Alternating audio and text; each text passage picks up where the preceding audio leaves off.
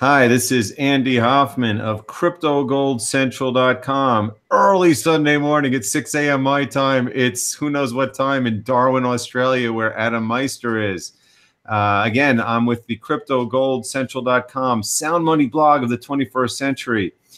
Typically, I say I write of my daily vision in which gold is a passive role and Bitcoin is the center of the universe. Well, I don't think so much of gold anymore. I've sold all of it per the special audio blog I did a few weeks ago. Yes, it's still around. It will be around forever, but I just don't care about it anymore. I think Bitcoin's domination of the monetary scene is getting stronger and stronger.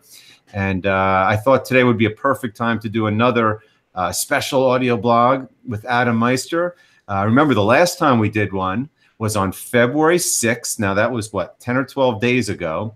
The price was $6,000. Maybe it was $6,200 when we taped it. I wrote an article. I said, this is Bitcoin Bullishness Day. And I said, we're going to do an all-out Bitcoin Optimism Fest. I said, I'm going to bring in Adam because Adam is the most optimistic, not just Bitcoin maximalist, just the most optimistic person I know. And he has empowered people through all of the worst of times. So we got in there right at the bottom, talking about why everything is so bullish, while Richard Hart was telling us we're going into a 2 to 3 year bear market and that Ethereum was superior. And others were talking about the TA was saying that the price could fall as low as $1,300. And what do you know? Within 10 days, the price almost doubled. And when you look around at the landscape, things just couldn't be more bullish. Here at the World Crypto Network, we couldn't be more bullish. And so it's an honor to have to Adam back here, who, by the way, on April 25th, will be with me and Adam Meister, and Michael Krieger at the Boulder, Colorado meetup. Welcome, Adam, to this special Sunday edition. Well, thanks for having me on, Andy. It's 10:30 at night here in Darwin, Australia, actually. So it's almost Monday. We're in two different worlds, but we're in the same world at the same time because we both have strong hands. And it wasn't that long ago that Bitcoin was, it was around 6,000. I was like, don't worry about it. Just have a strong hand, long-term thinking, and look, so much, people, I know it's easy to panic, people. That might be some people's default, but try to change your default to like long-term thinking and being calm. And this is what happens. Just a few days goes by and hey, whole different world. I mean, the thing people have to realize about Bitcoin is it's no longer something that's going away. When the price falls, it's not because something bad is about to happen. When the price fell to 6,000, it's because we had a massive run up that was frankly fueled by altcoin speculation. You could say all you want about how the price of Bitcoin went from 5 to 20,000, but you know what? The price of Bitcoin surged because we got SegWit activation. We ended the scaling debate. We started with all the off-chain scaling technologies. It's a big deal. We went to a couple of $100 billion is what we should have done. But what happened was the wall of institutional money came flying in, buying every worthless and semi-worthless altcoin imaginable, created a mini bubble. And guess what?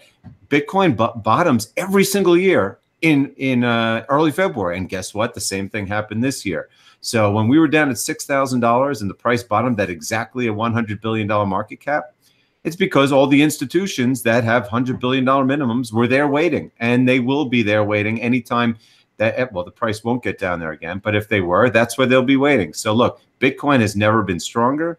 Adam has been absolutely right all along to be a strong hand and relax, because you will be valuing your worth in net worth in Bitcoin in the years going forward. Am I correct?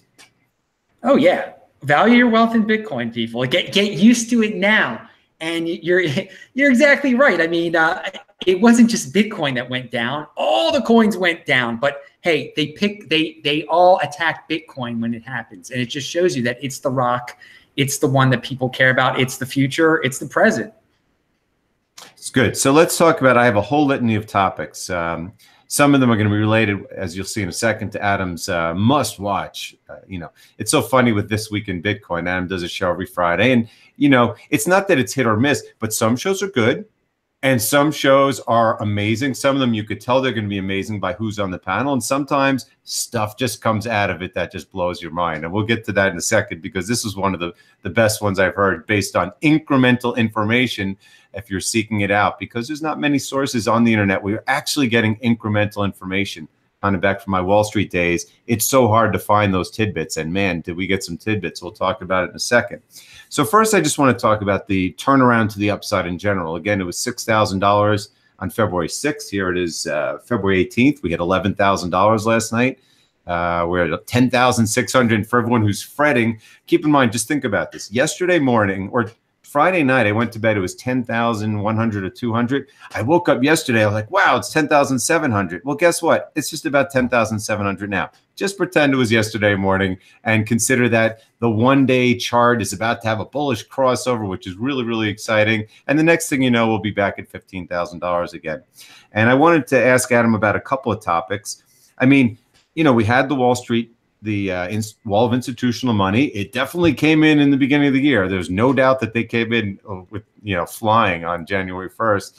But you see all these headlines now. Mike Novogratz, Galaxy Fund. It's going to be the biggest hedge fund. He just raised $250 million. Hasn't yet announced that he's deployed it. Maybe he has. We also saw on the dip, we saw that some mystery buyer bought 96,000 Bitcoin. That's worth over $1 billion just in like a 5-day period. What's the other thing? Oh yeah, we saw that like 200 or 300 crypto hedge funds registered just in the last 2 or 3 months. I mean, Adam, is the Wall Street wall of institutional money coming soon, or is it already here? It's coming soon, and it is already here too. And the funny thing is, there are a lot of people in our ecosystem who don't like the Wall Street people, who don't like the rich people with their big institutions and everything. Yet some of those people were the same people who panic sold their Bitcoin. And it was these institutions who were there, just like you said, at $6,000 just to scoop it all up, because they're going to buy it cheap. At 6,000, they'll buy it around 10,000. They'll buy it whenever they want to. They've been buying it. They're going to come in faster and faster and faster. They know this is the future. They know this is where the creativity is going to be, and this is where the excitement is. They want to expand their portfolios beyond traditional investments. They see the young people talking about it, become rich from being lazy, okay? They're proactive thinkers. They know this is the future. They're getting in there. They're going to keep it. And some of them are going to be buying when it's, 20,000 again. So be it. They can afford it. I think people have to consider that, though. People do have to. If you ever lose faith in Bitcoin, like, well, maybe it's not the future. Think about this. Think about how all these huge, they're going to be hedge funds. There are hedge funds, all sorts of complicated Wall Street invention funds with Bitcoin. And then some people say, well, they'll be able to manipulate the price that way. Okay, sure. Yeah. I mean, no, you always have to think at the negative side, don't you, people? Don't you? You always have to come up with some conspiracy about it. You can't be happy about a good thing, about a bunch of incredibly wealthy people willing to pay anything for Bitcoin. You can't be happy about it. If you can't, I don't know what to say to people like that. I think it's a great thing that they're going to be coming in, and they are coming in clearly.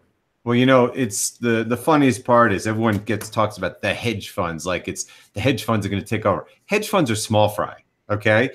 I mean, Mike Novogratz, his Galaxy Fund might be the biggest one when it comes out. Be a couple of $100 million, maybe $1 billion. When we talk about, quote, Wall Street, what we're talking about is institutional money. So when I said back in October, I said, just you wait. I said, I wrote all these articles at CGC. I said, when we get to $100 billion market cap, which is $6,000, that's when institutions, big institutions, are going to come in because they have minimum thresholds. But I'm not talking about hedge funds. I'm talking about, well, mutual funds, if there were any left anymore, because it's a dying breed. But I'm talking about governments. I'm talking about actual corporations, municipalities, billionaires, family offices of like the Waltons, people that have tens of billions of dollars out there. That's what I mean by, quote, Wall Street. Wall Street in New York is just a very small subset of all the institutions in the world. So no, I'm not talking about New York. And you know what? The other thing about institutions that people don't realize is when they come in, they are other people's money. So until we got to $100 billion of market cap, pretty much all of the buying in the world were people like us. I mean, some bigger people like us, people who have a lot more money, but not people who are investing other people's money, who have billions of it to invest. It was people investing their own money. So we've just reached the level where people are being authorized to just invest for all these other people and institutions.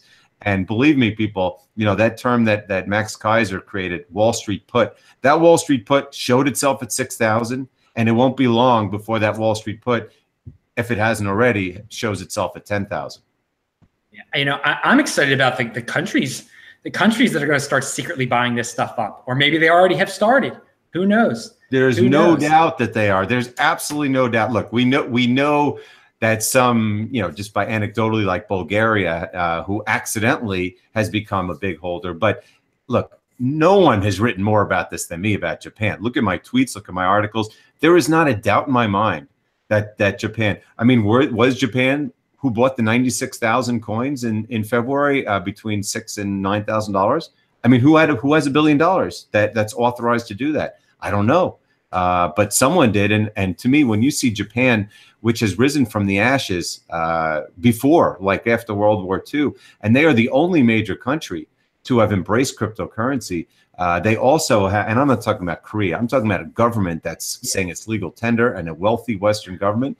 They have the most debt of any country in the world per capita, the worst demographics. They're not stupid. They realize that this is a way to rise, and you're going to see other central banks do it. I think one of the big surprises will be that by the end of this year, some central bank will actually announce that they have it. And my bet is on Japan, maybe Switzerland. And Adam, what do you think of all these countries that you're visiting? You visit them all over the world. What's your thought? Well, I don't. That's the thing. It's going to be a shock. Whoever makes the announcement finally. What I've been intrigued by, and I think it's a good segue, is what Venezuela is going to do here. They've embraced it. Obviously, they're the worst of the worst, though, in terms of financial planning. So it is going to be an interesting experiment to see what this petro is and what it does. And if regular people from outside of Venezuela are going to pump it up or able to get their hands on it. But I am intrigued to know what country is going to be the one, the medium-sized country that we just can't predict out of, the 200 nations on the planet, how many there are, which one is going to be the one that said, hey guys, we've been buying it all along. And once they make that announcement, then it's going to be a war to get in between the other ones.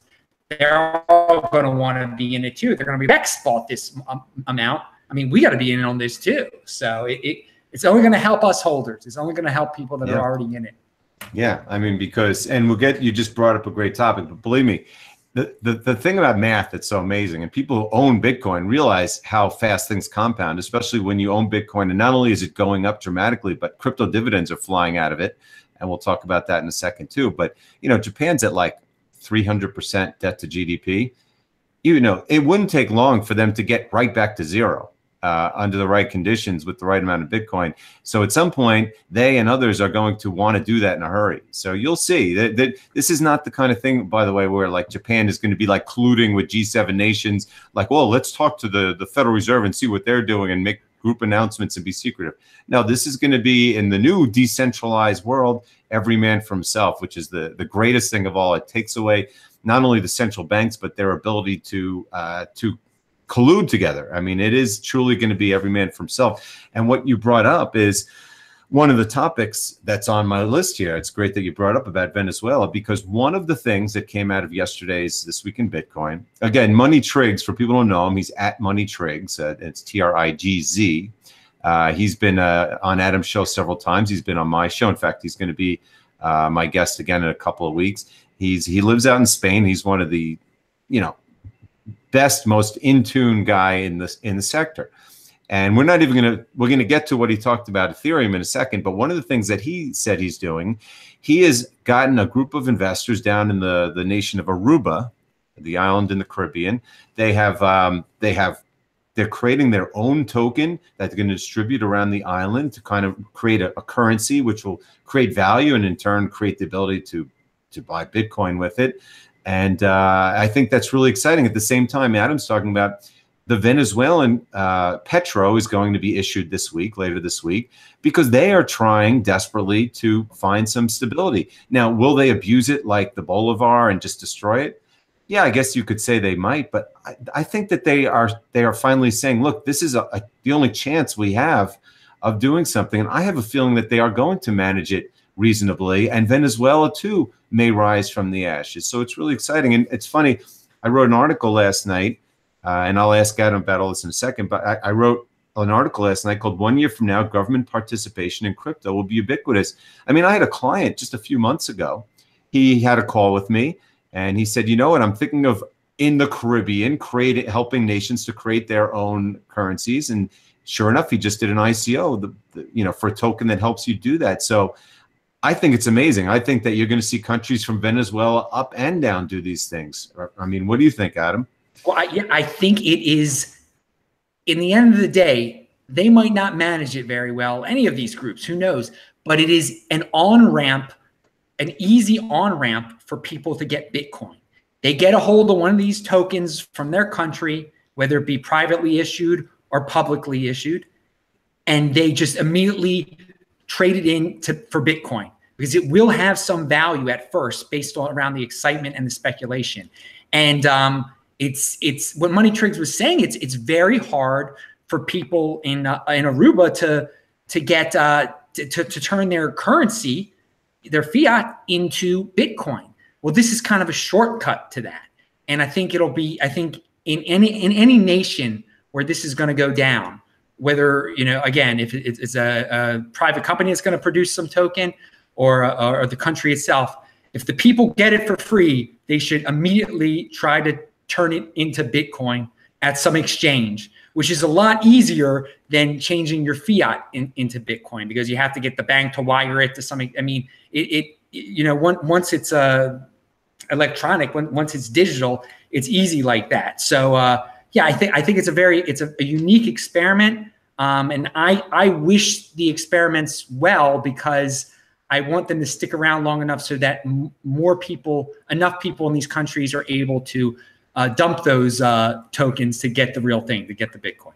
The thing that's amazing to me, and again, we are going to learn this in real time. I'm not sure the timing of the Aruba experiment, but we certainly see the timing in Venezuela. And I guess Venezuela is a little different because the government is actually issuing it, as opposed to his experiment, where I think they are trying to create it and assume that the government will support that they're doing it.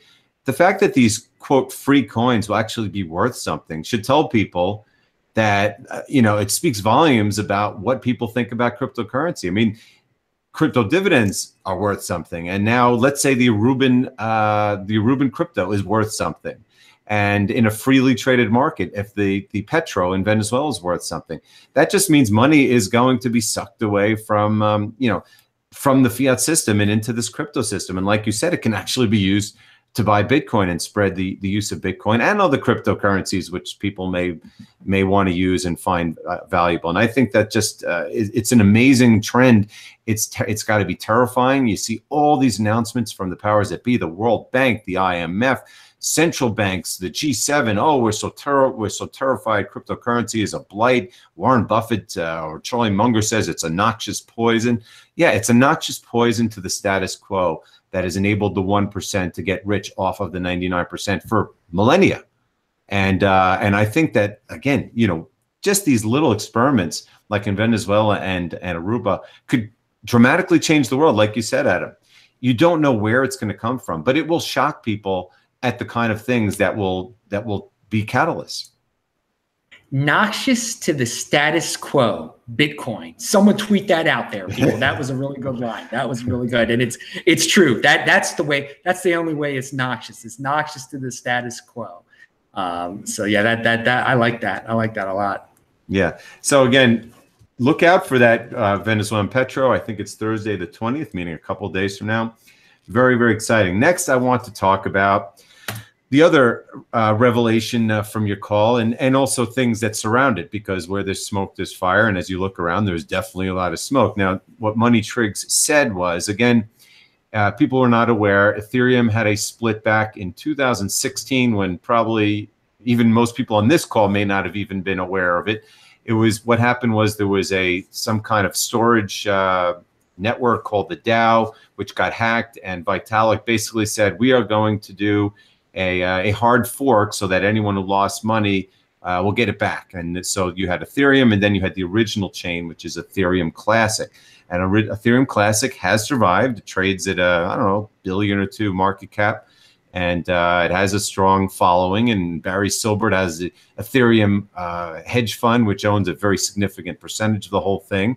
But basically, it's been kind of a curiosity and just kind of a crypto that people speculate in. But what we have learned from Money Trigs is that when Barry Silbert had his Ethereum Classic Summit in Hong Kong in November, that all of the major Chinese miners were there, including Jihan Wu, who, yes, is still a big player. I mean, Bitmain is one of the biggest miners in the world, and all the other ones there. And the reason being that there is a civil war brewing within Ethereum about proof of work versus proof of stake, about centralization versus decentralization. In fact, I just put a video on my Twitter the other day, today. Peter Saddington was talking about how there's all kinds of disputes going on about those issues. Ethereum has a lot of issues right now, and Money Trigs brought them to light. So, Adam, if you want to talk about your view on that, that would be great. Well, you see, that's the thing. I thought going into the interview, into the talk, that obviously there's proof of work fans there, there are proof of stake fans there. They have a split, they have an issue, and Vitalik wants to turn it into proof of stake. And I thought, well, and a lot of us have thought for a while, well, they'll just, someone else, a group of miners will just go their own way and continue it as a proof of work, and Vitalik and the majority will go proof of stake. So there'll be a third Ethereum, a third major Ethereum. But the Money Trigs revelation, and there was so much logic behind it, and that, that the major miners had, already been hanging out in an Ethereum Classic Summit, it makes more sense for them to jump to Ethereum Classic to make their own version of Ethereum Classic. And something that I'm going to talk about on my show today, which is going to come on basically right after this show is done, Money Trigs contacting me and said he forgot to say something. So here's a little scoop for you. That in this little club, the Barry Silberts of the world, the miners of the world, these are people that have been involved in the 2X, in the New York agreement, all these, centralized agreements that not all of us in Bitcoin have been keen on. Well, another person that's been involved in it is Brian Armstrong over at Coinbase. So Money Trigs said he would not be shocked if all those miners jump to Ethereum Classic and away from Ethereum, that if Ethereum Classic is the next one to get listed on Coinbase. Because he's involved in it too, man. He's involved. Like he's on that side of the story too, in all this. Brian Armstrong. So we'll have to see. That's something he forgot to say. You got that little scoop here today. People enjoy that. I'm gonna bring it up in my show. Adam, that's not a little scoop. That's a very big one. It's as big as yesterday's scoop. And I guarantee you that some people right now listening to this call are clicking on BitTrax and buying some Ethereum Classic, maybe even with Ethereum. But I don't recommend, I don't value your wealth in Bitcoin, people. Yeah. Only use, if you're going to speculate. I mean, obviously, Ethereum Classic is a good speculation. You got to already be in a good financial position to be a speculator. That's what I always tell people. You can't be some 22-year-old kid out there with nothing. And it becomes a huge gamble when you start buying these altcoins. For you guys, I say buy the Bitcoin. If you're already a guy with a lot of Bitcoin, you got a solid life, you're traveling around the world or whatever, you can speculate on. I'm not saying to do it, but yeah. I couldn't agree more. And again, I'm not buying Ethereum Classic. Look, it's not even Bitcoin maximals. I just know that holding Bitcoin, everything is great. There's no need for me to worry about anything. I mean, look at all the B-rhodium we're going to get from it, to be private. We're going to talk about all these things in a second. Why do I need to deal with it? But I'll tell you, in all the time I've been listening to you now, and it's well over 2 years, I've only heard you twice say this is a good speculation. One was Ethereum Classic a long time ago at much lower prices, and it has been a very good speculation. And what's the other one?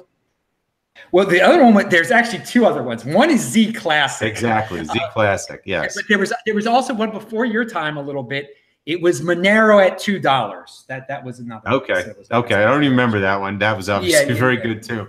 But I do recall a few weeks ago you talking about Z Classic, and we're going to talk about Be Private because we're going to talk about crypto dividends.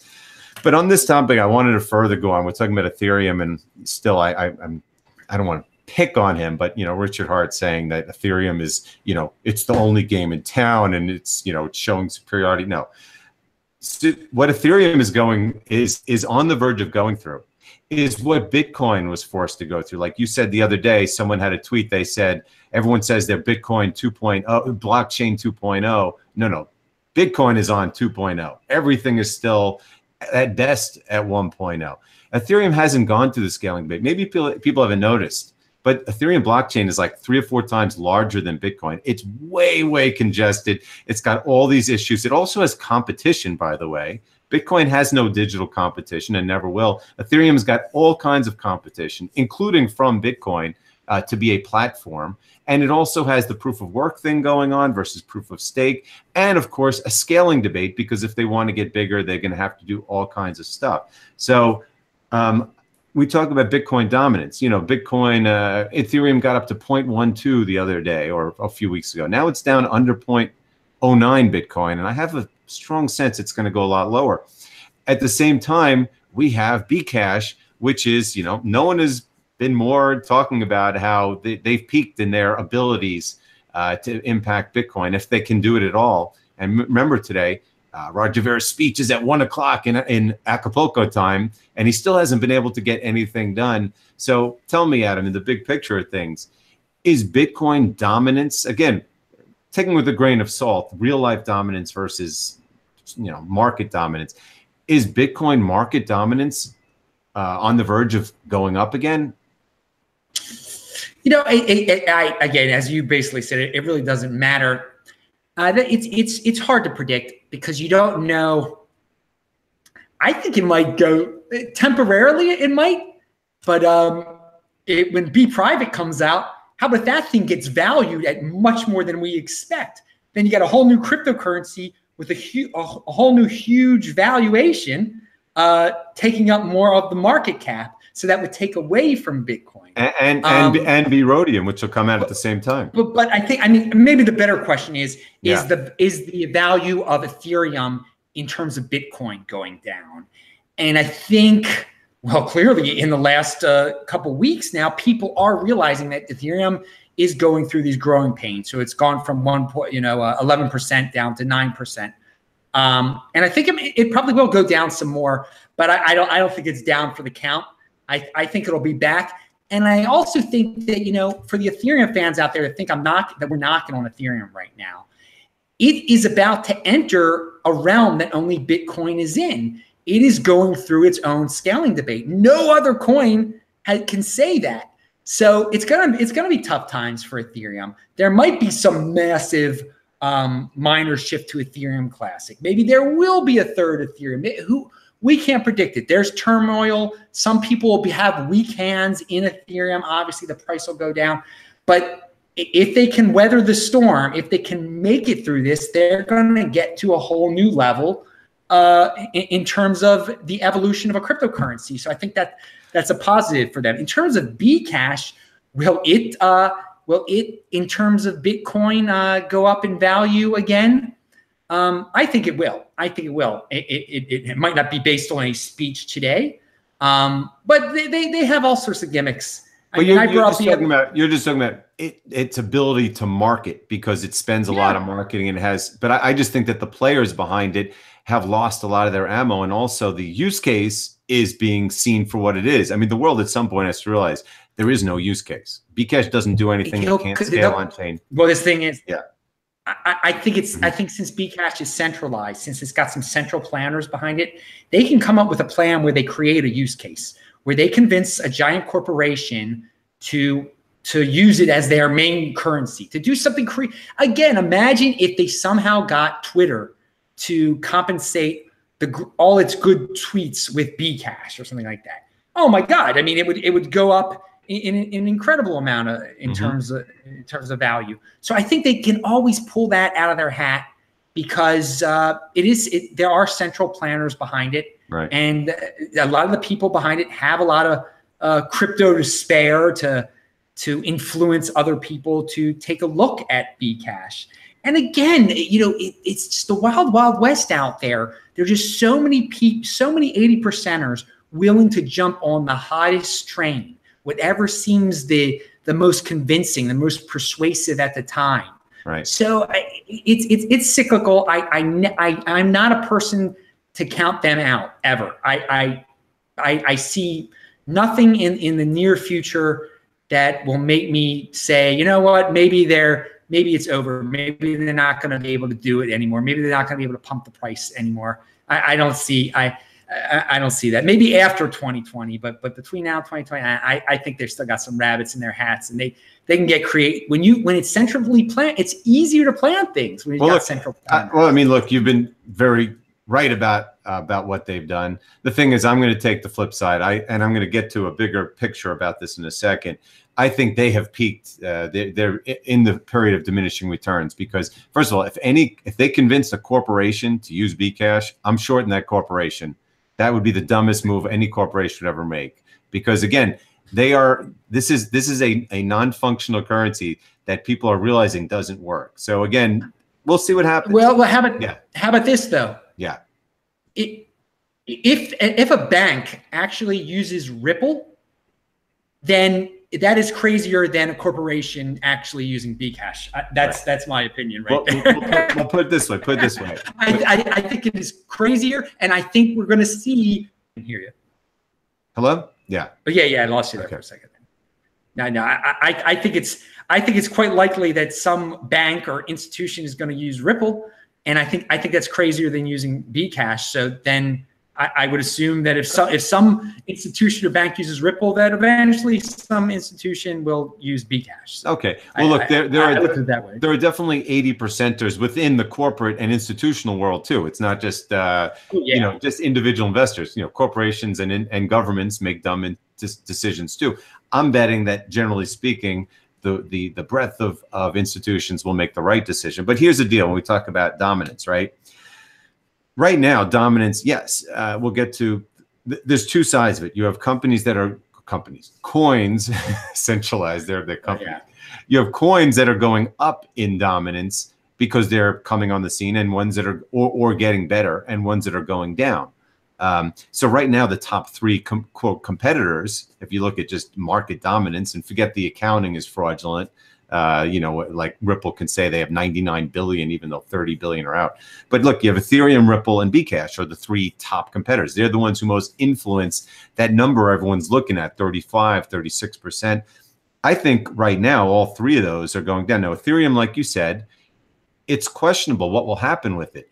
It may go down dramatically because of all the scaling debates and splits, and maybe the Cardanos and EOS's Neons and Trons and all the other ones get market share from them. Or maybe Rootstock and Bitcoin. We don't know. I mean, Ethereum right now, I think, is going to go through those growing pains. So I just don't see any upside versus Bitcoin in the near term. In the long term, we'll see.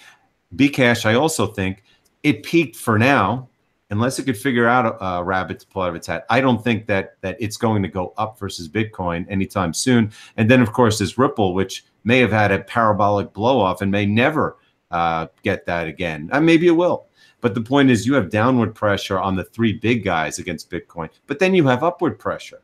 You have Be Private. We don't know what Be Private will be worth. Maybe it's worth $20 billion, and maybe it's worth $2 billion. Same with Be Rhodium. I don't think it'll be worth as much as Be Private yet, but don't be surprised if it's worth more than Be Gold. And there are others that are going to come on the scene, because if we have a strong crypto market for the rest of the year, which I believe we will, there'll be plenty of new ones. And maybe there will be some of the existing ones like Cardano. I don't know if it will. Maybe, like you said, Ethereum Classic will take over for where Ethereum was. So net, the two might be worth more, even if Ethereum is worth less. So again, the dominance as far as the market cap, who knows what it'll be, but my guess is that right now the bias is up, because once we get into this new leg of Bitcoin moving up and the FUD really dissipates, I have a hard time believing it's going to underperform, but We will see what happens.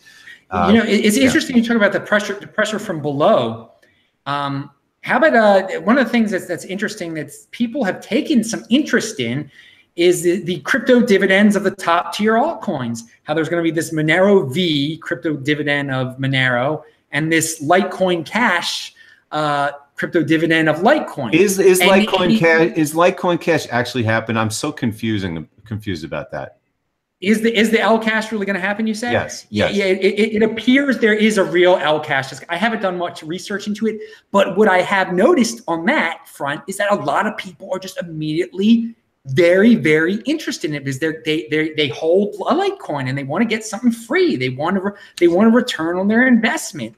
So it's that takes away that adds to the market cap also, but it obviously distributes it differently away from Bitcoin. And I mean, we're going to get all sorts of things we don't expect this year. And so maybe that's a trend that's coming down the line too, that some of these altcoin holders from what I gather, they want to return from holding their altcoins too, and they're pretty excited about this stuff. While there are some loud voices that are just like, no, they're scams. They're just scams because they're copies, and they're just, we throw around the word scam just so much in this ecosystem. Just like the boy who cried wolf. Yeah. Just like Ponzi scheme. Again, this guy in the precious metal world who I've lost all respect for. I won't say his name, but he's going, you sold all your assets. You're holding the biggest Ponzi scheme ever. And I laugh at how many times people call Bitcoin a Ponzi scheme. I mean, how could you have a Ponzi scheme when there's no company or person in charge or, making profits or collecting money? It's the same thing with scam. Just because something is unsavory or doesn't have a use case doesn't mean it's a scam like BitConnect. BitConnect was a scam. Maybe they didn't think it was a scam, but it was. It was definitely. But most of them are just speculations that buyer beware. And the thing is, like Litecoin surging. Look, it's always a good sign for the sector if people are speculating on crypto dividends. With Litecoin, I'm not sure if it's this LitePay that made it go up so much, or if people think it's L Cash, or I don't know what's going on. It's a combination of things. It's people. It's probably the LitePay thing mostly, though. I don't know. It's who knows and who really cares. Again, with the crypto dividends, everyone calling them a scams, or some people calling them a scam. Remember, you get them for free. No one says to buy the things. If you get something for free, it's not. No one's scamming you. No one's at that point. No one is scamming you. If you're getting something for free, you're not being tricked into doing anything. Absolutely. Someone's just absolutely. So that's something to keep in mind, people. And none of us, from you and me to people listening, have ever been in a situation. I don't think there's ever been a situation in financial history where you get so much for free. Because again, it's the trillions of dollars that are moving from the legacy system into this one and are willing to simply give instant valuations to things that were theoretically worth nothing a day before. And if you own Bitcoin, you get them.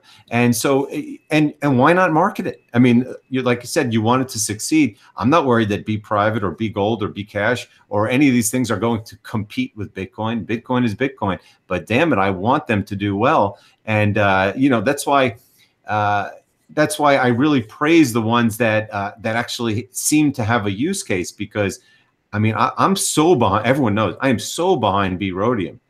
Which is going to start trading in the next month, because I actually think it has a use case. Why not promote it? I got it for free. Be Private, and you'll get. Well, we're going to talk about these in a second. I mean, Be Private, that looks like a oncoming tsunami, because whether or not you think it has a use case, which I think it probably does for some time. Man, does that have a big community? Look at how big the Twitter following is. Look at they're having conferences. I mean, these things you're getting for free. Why not market them? Yeah, why not? Why, exactly. What's the deal? You want it. You're getting something for free. You want it to do as well as possible, so it has the most value. I mean, we are living in such an era now where things get instant value, and whether it be 80%ers pumping them up, that's why everyone's doing an ICO. Everyone and their brother's doing an ICO because they know they can just sell what was a completely worthless token and get money for it. So I mean, it's going on in the crypto dividends. It's going on wherever. So it's a fascinating time to be alive, really. Right. So here will be our last two topics. One, I wanted to update everyone on crypto dividends, but particularly B-Rhodium and B-Private, because they are so close to starting to trade. And I think that they, and maybe Lcash. I mean, well, we just talked about Lcash. I mean, if that actually comes out soon and has a real valuation, that would certainly be a catalyst. But I don't know that much about it. I'm not sure even you know much about it. I don't either. Yeah. I'm not willing to like about the Monero V one is the one I'm excited about out of that. Yeah. Okay. Well, I'll tell you what. And then we're going to talk. The last topic is going to be ICOs, and that's going to be awesome. That, believe me, you'll want to hear this. But let's talk about the main crypto dividends. I want you to update on B-Private. I'm going to talk about B-Rhodium, and then we could talk about if there's any others. And you talk about the Monero V also. You talk about those too. Yeah, but that's a controversial one. All right, so the B-Private is not controversial. That is, I mean, if you hold this Z Classic privacy coin, or if you hold Bitcoin, there's going to be a snapshot on February 28th, and you're going to get, then on March the 2nd, I think is when the fork actually happens, you're going to get this new coin called B-Private, which is basically Z Classic. It's a privacy coin. So there's your use case right there for privacy. It is a privacy coin. It's a private form of Bitcoin. It's a Zcash form of Bitcoin. And some people think Zcash is the best privacy coin out there. And now all Bitcoin holders are going to get their own version of it. And so they're very organized over there. There's a guy named Rhett who came up with the whole idea, but he's got a whole team, and they've been building this up gradually. And as you said, they got a huge Twitter following. They got a huge social media presence. You mention it on Twitter, you get all these likes, you get all these retweets. Yeah, and they've been building it up. So the final step is is Trezor gonna split it, and is Bittrex gonna credit everyone that has Z Classic over there with their B-Private? And if the answer to either both or one of those questions is yes, I mean, this thing is going to go wild. It really is. One would think that it's going to go. I mean, in terms of whenever they make an announcement now, the Z Classic goes up in value. So that's you had on your show yesterday. What was his name? Starts with a G. Giuseppe. Giuseppe. Adam had a guy who's working on the project, Giuseppe Studio, I think his name is. Really smart guy. And I mean, you need to listen to his Friday show and then upvote it on Steam. I mean, it's a really good show. There's really good information, and including there's a lot of information on B-Private, which right now I think was trading with per Z Classic at like 0.016 Bitcoin the last time I looked. I mean, if it comes out at 0.016 Bitcoin, that's about what B Gold is right now, isn't it? I'm not even sure what the number is. Yeah, it's very comparable right now. You're absolutely right. It's about 1.6% of a Bitcoin. Yeah. Okay. Well, and what you want to give some commentary on Monero V? Oh yes. So again, there's some guys that want to split off Monero into a crypto dividend, but form their own Monero basically. And some of the Monero hardcore people are not very happy about the situation. But it's like the thing with Monero, they have kind of like a figurehead, a guy that everybody associates with Monero. And Monero V is more so of there's not going to be a one known guy, that'll say one crazy thing and everyone will panic one day. It's taking the route of decentralized leadership. It's taking the decentralized leadership. So you could have a Bitcoin versus Bcash thing going on in Monero, which depending on what side you're on, could be good or bad. But B-Private has got lots of positive momentum and no negative. And then of course there's B-Rhodium, which is the airdrop, which I think is the future. I mean, certainly what's going on at B-Private is also enterprising financial engineering, and if it works, it will be possibly a model going forward. But I think that the biggest model going forward is people finding use cases and creating airdrops, because you don't have to worry about Trezor support. I mean, this thing is going to start trading sometime in the first quarter. Immediately, it'll be on exchanges. You'll have it in your wallet, and you can just go sell it, trade it, hold it, do whatever you want with it without having to worry about whether Trezor or other wallets are supporting it. And what's going on there is they are just diligently working away, getting through the bugs. They want it to be secure. They are going to, probably within a few weeks, if not sooner, anyone who did not save their signatures when they did the airdrop will be able to do it again. They'll be able to re-sign, and that's going to come out. I think its valuation is going to shock people. I think it's going to be at least as much as B Gold. So you could have two major crypto dividends, one which you just get for owning Bitcoin and one which you had to actually do something to get, coming out at the same time. And I think that's going to recatalyze the market. And like you said, people are going to be searching for yields. I mean, we saw last year what happened in a good market when crypto dividends were coming up, like with B Gold. So that's a really exciting thing. Now, the last topic I want to talk about is ICOs, because a specific event catalyzed this particular talk, because we had the big ICO bubble last June. That was when Ethereum got to 0.15 Bitcoin, and it really burst. Especially when the government started coming in and trying to regulate it, and people are trying to, people think they're all scams. And look, they're not all scams. Some of them are just trying to finance themselves in a new way. And I said it way back when that I think the future of financing is ICOs. I think stocks and bonds are the past. And I think we're going to have a decentralized financing world where there will be rules, self-contained rules, self-policing rules, and just etiquette that will make people understand that you can go get money without Goldman Sachs in the middle of it. And the event that really catalyzed it, and I think that in hindsight, this is going to be huge, is that Simon Dixon, everyone knows Simon Dixon in this sector. He has Bank to the Future as his company. He might be, to me, the single best spokesman outside of Andreas in the entire Bitcoin sector. He did, for Bank to the Future, an ICO yesterday or 2 days ago, $33 million, sold out within minutes. He is going to lend himself legitimacy to this form of financing. What's your thought, Adam? Wait, what was the last thing you said? He's going to, what? I didn't catch lend legitimacy to the ICO route. Oh, yeah. So he actually believes the same thing that you do, that this is the future. So he put his money where his mouth is. Yeah, he didn't put his money. He put his name where his mouth was, and he said, he thinks that everyone's going to go the ICO route one day. That's going to be the way, it's going to evolve over time. So he jumped in now, and it does add some legitimacy. It adds some more legitimacy to the entire process when you have bigger and bigger Bitcoin names getting into it, and that it's going to inspire a lot of other people to do it, since it took him 3 minutes to sell the whole thing out to raise millions and millions of dollars.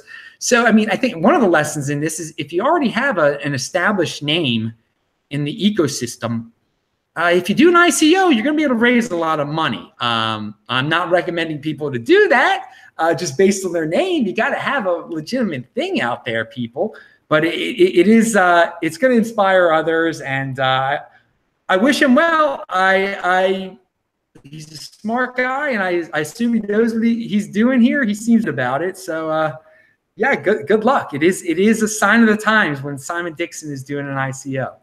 I mean, people don't realize that the IPO, the initial public offering on Wall Street, that is kind of all but dead. And people still think they see the record stock prices. We're never going to talk about the rigging that's caused that and the money printing. But the fact is, IPOs have been dead for years. Different kinds of financing have got into Wall Street, from venture capital to leverage buyouts, all kinds of stuff that to create financing. IPO is gone. And right now, ICO is this brand new thing, which has a stigma to it, negative stigma, simply because it had when it first came out, there was a bubble and it burst, and it was, like you said, Wild West with absolutely no rules. But rules will quickly get instituted. Some of them will be actually written rules. Most of them will be unwritten rules. But the fact is, so much of what banks do, I call Bitcoin the great obsoleter. I mean, it's not even just financing. Bitcoin is going to obsolete so many aspects of society: political, social, monetary, and of course on the corporate side, but nowhere more so than banking. I mean, the things that the Goldman Sachses of the world, the JP Morgans do, they are completely unnecessary in the future. And what Simon Dixon is showing is they're completely unnecessary now. Simon Dixon just puts out the offering, people put the money in because they trust him. And in time, people who are less trustworthy than Simon Dixon will get money too, because they'll go down the correct route. And it will save so much time and so much money. And it'll also make very difficult for governments to regulate, because they'll be doing it around the world. And I'm just really excited. And I think people really need to understand that ICO is not a bad thing so long as it's done right. And just like everything in this ecosystem, things advance so rapidly that we're going to look up at the end of the year and realize that ICO is already a major phenomenon. So Adam, if you have any last comments, as it's getting light here and darker where you are. No, it's always great to be on the show and just talk about all these things. I guess tune into my show in about 40 minutes. We'll talk about some more of this. I think the revelations that have come out on our shows lately, it's amazing. I like that we like to focus on the original information, not just to go with the popular stuff that's in the news. We dig real deep here, and I'm proud to be part of the World Crypto Network and associated with Andy Hoffman and the whole crew. And keep on tuning in, people. You get the original stuff here. Yeah, absolutely. I mean, man, I'll just say my last comment was last Thursday I did a one-on-one, and it was someone I did not know beforehand. It was Corey here at the World Crypto Network. He said, "Andy, you really need to get this guy Peter Saddington on. He's really good." And I said, "Oh, I never heard of him." I looked up. Wow, he's got 165,000 Twitter followers. He's got 40,000 followers on his YouTube channels. Let me check this guy out. It was one of the best one-on-ones I ever did, and it opened me up to realize that there's so many other segments of the Bitcoin community that I'm not even aware of. And that's what we're all trying to do, meet more people and be more positive and empowering, because we have the bull by the horns, people. Bitcoin is the future. It's the present. And on that note, let's finish this show here. Again, Adam. Well, there's one thing I forgot to say. I just remembered. Pound that like button, people. All right, take it away. That's right. Pound that like button. Again, Adams does his show every day on the Bitcoin Meister channel on YouTube, and he's at TechBolt. I am at Andy_Hoffman_CG. And I'm, of course, cryptogoldcentral.com. That's my company and my blog. So tune in and hope you have a great Sunday and a great week next week. Look forward to the Petro on the 20th in Venezuela and the Be Private snapshot on the 28th. And all the other good things that are coming. So again, have a great Sunday and a great crypto day.